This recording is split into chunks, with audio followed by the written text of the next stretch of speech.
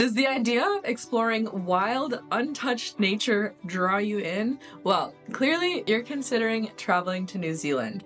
I've traveled to New Zealand over multiple months, over multiple years, and it always pulls me back because it's just such a magical place. And so in this video, I'm going to share with you everything you need to know to plan your own trip to New Zealand, and let's go. Who am I? My name is Mahna Ghafori. I'm an adventure travel photographer and creator, and I've got to say, of the 41 countries that I've now been so blessed to be able to travel to, New Zealand definitely stands out in my top number of countries just because it's so magical, and I'll explain more on that. Also, if you enjoy this video, please take a moment to click subscribe. It really helps me and supports me in creating more travel inspiration just like this. For me personally, New Zealand was so special that I had to return. I went there for the first time in 2020, did a road trip of the South Island, a camper van road trip, and it was so amazing. It was just before COVID hit. I absolutely loved it. And I went back again this year in 2024 and spent a month there. So I spent a couple weeks on the North Island exploring the beaches and more so a relaxed pace, and then a couple weeks in Wanaka on the South Island.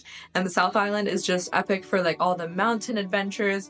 It's more of that open road, exploring road trip vibes. And I will say each part of the country is truly so distinct and so special. From the North Island for enjoying beaches and surfing and more of a relaxed pace, and it's like quiet and more chill as opposed to other popular beach destinations, and then the unforgettable road trip vibes of the South Island. That's what I think is what makes New Zealand so special, is the untouched nature and adventure that's waiting to be had there.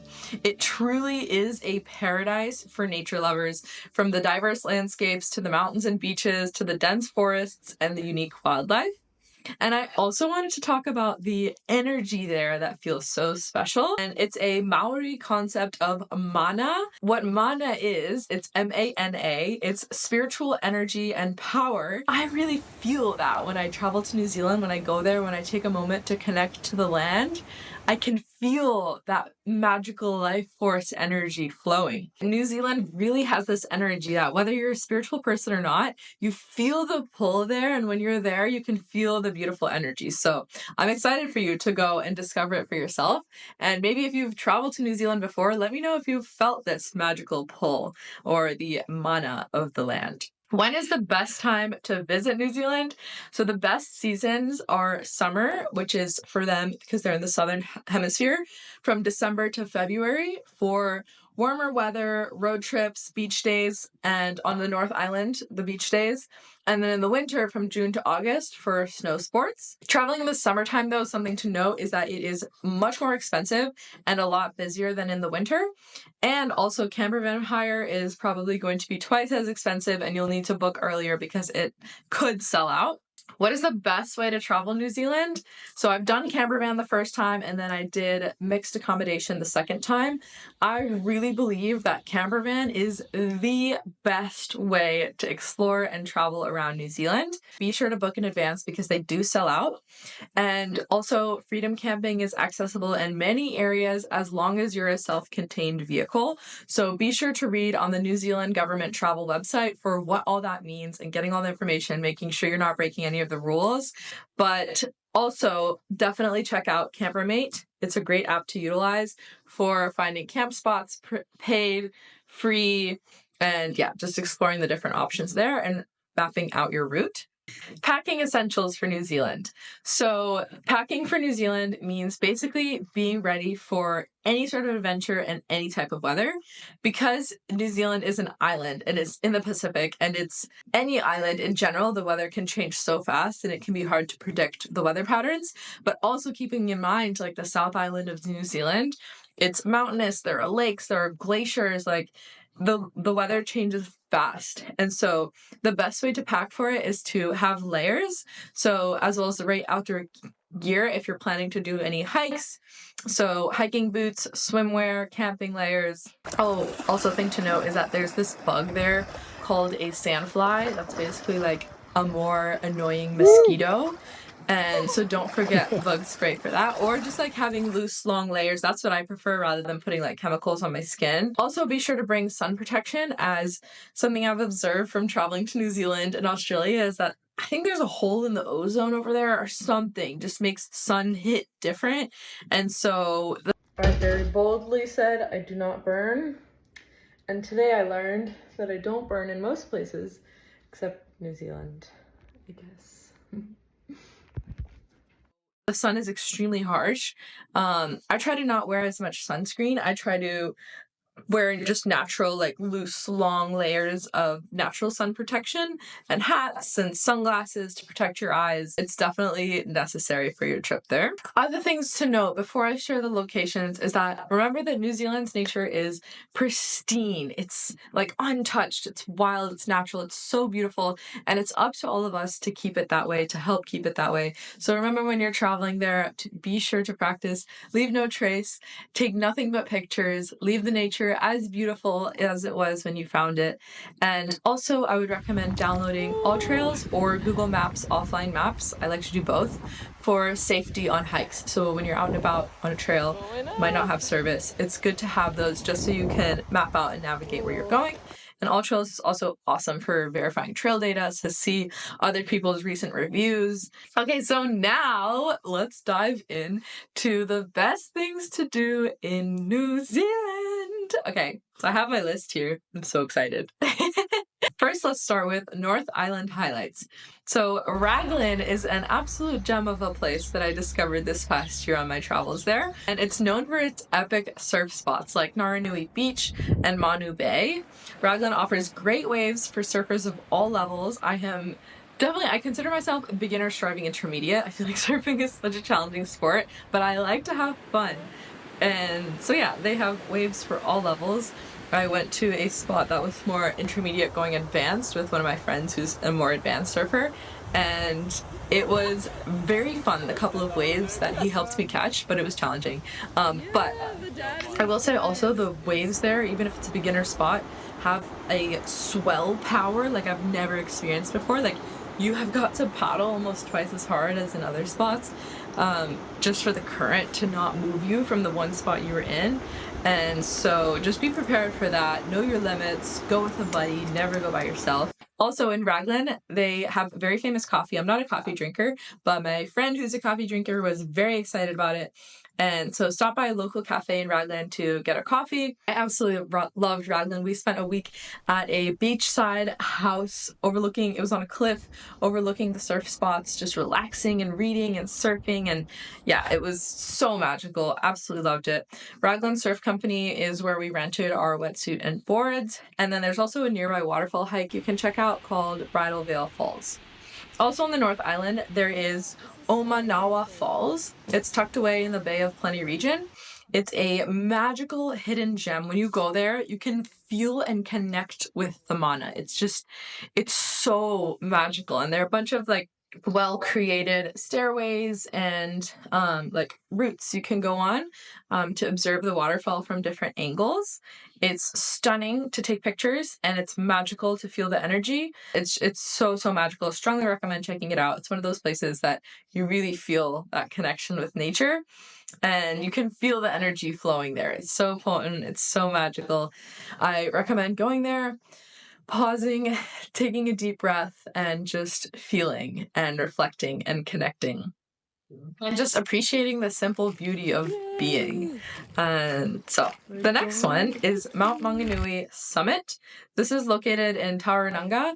This iconic summit offers breathtaking 360 views over the Bay of Plenty and its surrounding beaches. This was one of my favorite hikes that I did there. It wasn't too bad at all, but it gives you the most amazing view. It's really great to do for sunset. Sadly for us, it was cloudy when we went, but it was still so beautiful. You can definitely see why it's a local favorite when you go there. There's also a bunch of really great beaches around there to just relax, take in the summer vibes. It was a really great, fun spot. I love the vibes there. And then Rotorua is famous for its geothermal wonders, including bubbling mud pools and geysers. So we went to the secret spot Hot Tubs Rotorua, and it was great. There was a cold plunge, there was like private hot tub, and they have like a bar with drinks and healthy drinks, and yeah, it was awesome.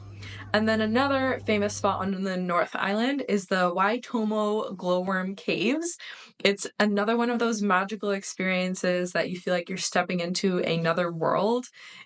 I love exploring caves and just seeing that there's a whole world under the ground that it blows your mind. I haven't been able to go there yet, but I am excited to go back to New Zealand and go there one day. So now let's dive into the South Island highlights. If you're an adventure lover, then this is for you. So Queenstown is known as the adventure capital. They offer bungee jumping, skydiving, scenic lake cruises, basically like every single adventure activity that you can consider you can probably find in Queenstown. It's just such a fun place. I have skydived here and it was so epic. It was my highest skydive I've ever done and it was really, really fun. I love skydiving. I have bungee jumped before in Australia and bungee jumping to me feels stupid scary, but skydiving feels like flying and that was one of my childhood dreams and it's so magical and it's awesome. But up to you. Try it and see which one you like the most and let me know. And then we have the iconic Milford Sound Fjordland National Park. It's known as the 8th wonder of the world. And Milford Sound's fjords and waterfalls are best explored by boat or kayak. So once you go there, they have a visitor center with a lot of different options for cruises that are leaving all throughout the day, weather dependent. And basically both times that I've gone, I've just gone there the day of and like booked something. Depending on when you go, that could not be the recommended course of action. They could be sold out. I don't know. But when I went, it was totally fine because they had so many cruises going throughout the day. And then there are also a lot of epic hikes that you can do around here. Again, really important to check the weather and also really important to note that there is not cell service there when you go. So be prepared with what you want to do before you enter the area and definitely stay safe with your maps downloaded. Some of my favorite hikes were Lake Marion hike and then Gertrude Valley Lookout. This one was so epic, but very weather dependent. At some points we were hiking on these like rock faces that were basically like, it almost felt like it was like this. And I kept thinking it was a super sunny, dry day. If there was any form of rain or moisture, it would have been super dangerous. And so definitely check the weather before you head out on that hike. And then another place in the South Island is Wanaka with its famous Wanaka tree. It's just chilling right there on the lake. Then there are iconic hikes here like Roy's Peak Track. It's ideal for sunrise or sunset. And afterwards you can unwind at a lakeside winery. Blue Pools around here is also so beautiful, but it's also like the sandflies party spot. So just keep that in mind. I like to take like a natural eucalyptus spray. Sometimes that doesn't even work though. They don't care. The sandflies are like, ha, this is my place. The food trucks here are also awesome to get takeout pizza. A group of my friends and I took it to Lake Wanaka. We watched the sunset. It was so lovely and magical. And there's also horseback riding you can do here. We went with Wanaka Horse Trekking and it was a magical experience. And like I said, Roy's Peak is another famous hike. I haven't done it yet, but it's there. I've heard it's a push. There's Hast Pass. There are beautiful waterfalls, canyons, etc. here around here in Mount Aspiring National Park. And then we have Mount Cook National Park. It will always hold a very special and dear place in my heart. This is home to New Zealand's tallest peak, Mount Cook. And if you get the opportunity to be here at sunset, watching the sunset over Mount Cook, it's just so magical. I did that both of my trips in 2020 and this past time in New Zealand. And it's truly so magical and so special. And oh, I get emotional about that one. I have such great memories there. And there's also incredible stargazing here as well. The stars, oh, that could be a whole video of its own. Because there's no light, there's not as much light pollution compared to other places. And so the sky at night, oh my gosh, I just remember the first time I saw the New Zealand sky when I was on my first camper van road trip, looked out the window at night and I felt almost more alive than in a dream state. The most magical thing I had ever seen. the stars were so vivid and bright and like twinkling and all these shooting stars. It's so amazing. So definitely take time to view the stars out there at night when you are in New Zealand. And yeah, another hike you can do in Mount Cook National Park is the Hooker Valley Trek. And for that one, I think it goes like 10 miles, but I've only ever done the first couple miles of it because just the views from that first part are so epic. I would want to like stop and look at it and take pictures every single time. And so I don't actually know what the whole hike is like, but the beginning part is magical. And it's so stunning. A must. And then there's also the Franz Josef and Fox glaciers. So here you can experience guided hikes or scenic helicopter tours and then relax afterwards in a nearby glacier hot pool. I haven't done this. My friends have done it and they've had great experiences. And then there's also Abel Tasman National Park, where it's known for its golden beaches and turquoise waters, and you can hike and kayak around there, so definitely check it out. Oh, and then the iconic Lake Tekapu and Lake Pukaki. So peak lupin season, those like beautiful, holding myself back from saying magical again, purple and pink flowers that you see all around the lakes in New Zealand. November and December are the best months for those, but keep in mind that they're always shifting. So it's kind of like this game of discovery of just going and like driving and finding it yourself. But they're best seen around Lake Tekapu and like Lake Pukaki. And just again, like here, I think was the location where I remember the stargazing was so magical and so out of this world.